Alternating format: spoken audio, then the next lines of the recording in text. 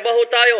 Yung sinasabi nyo na imbestigahan din ng Quad Committee, yung posibilidad na ang ginamit ay ang intelligence fund ni dating Pangulong Rodrigo Duterte sa sinasabing reward system sa war on drugs. Although ito ay itinatwa na, lalong-lalo na ni Senator Bato de la Rosa at ni Senator Bongo.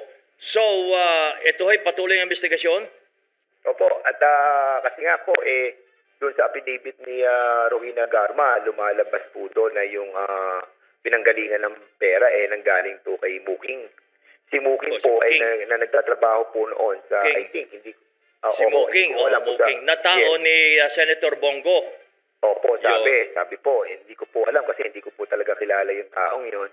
So ngayon, kung doon nanggagaling yung pera, malaman po natin kung saan po niya kinuha. Opo. At binigay po, tinransfer kay Peter Barungo na kung saan, sabi ni Garma sa kanyang affidavit, ay tinasok sa Metrobank, sa PS Bank, saka sa, I think, sa BPI, hindi ko malaman yung isang bangko. But kung yun ay may katotohanan at makukolaborate ni Peter Barungo saka ni Muking, tingin ko mabigat-bigat po yung mga tinuran ni Miss Rowena Garma. Okay.